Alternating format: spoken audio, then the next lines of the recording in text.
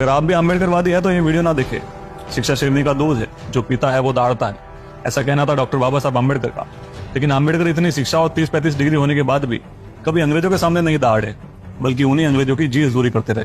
अपने लिए अलग इलेक्टोरेट की मांग करते हुए उन्होंने कहा कि अंग्रेज कभी भी भारत को गुलाम नहीं बना पाते अगर दलितों ने उनका साथ ना दिया होता। दलित अंग्रेजों के साथ मिलकर लड़ा है, इसीलिए यह संभव हो पाया कि आज भारत अंग्रेजों के अधीन है। सुनकर अजीब लगा ना, लेकिन यही सच है। बाबा साहब स्पीचेस एंड राइटिंग के वॉल्यूम 10 के पेज नंबर 446 पे आपको ये मिल जाएगा।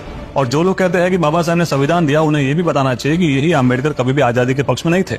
अम्बेडकर चाहते थे कि भारत कभी भी आजाद ना हो और अंग्रेज हमेशा यहीं पे रहे, क्योंकि उन्हें लगता था कि अगर सरकार हिंदुओं के हाथ में आएगी तो उनका शोषण होगा और भारत के भविष्य के लिए आजादी अच्छी नहीं है।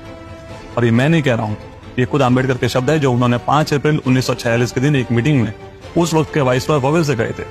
इसका जिक्र ट्रांसफर ऑफ पावर के वॉल्यूम 7 के पेज नंबर 146 पर और अम्बेडकर द्वारा लिखी गई किताब what Congress and Gandhi have done to untouchables के पेज नंबर 168 पर है। इसके अलावा देश की आजादी में अम्बेडकर की या उनके अनुयायियों की कोई भूमिका नहीं रही, ना ही उन्होंने किसी फ्रीडम मूवमेंट में हिस्सा लिया। उनका कहना था कि उनके लोग अंग्रेजी हुकूमत के लिए हमेशा वफादार रहे हैं और ये सभी काफी पहले से उनके साथ काम करते हैं।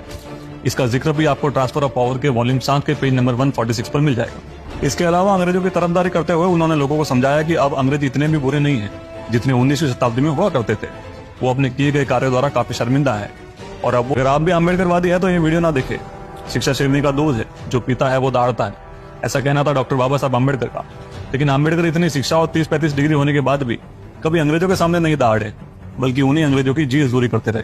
अपने लिए अलग इलेक्टोरेट की मांग करते हुए उन्होंने कहा कि अंग्रेज कभी भी भारत को गुलाम नहीं बना पाते अगर दलितों ने उनका साथ ना दिया होता। दलित अंग्रेजों के साथ मिलकर लड़ा है, इसीलिए यह संभव हो पाया कि आज भारत अंग्रेजों के अधीन है। सुनकर अजीब लगा ना, लेकिन यही सच है। बाबा साहब स्पीचेस एंड राइटिंग के वॉल्यूम 10 के पेज नंबर 446 पे आपको ये मिल जाएगा। और जो लोग कहते हैं कि बाबा साहब ने संविधान दिया, उन्हें यह भी बताना चाहिए कि यही अम्बेडकर कभी भी आजादी के पक्ष में नहीं थे।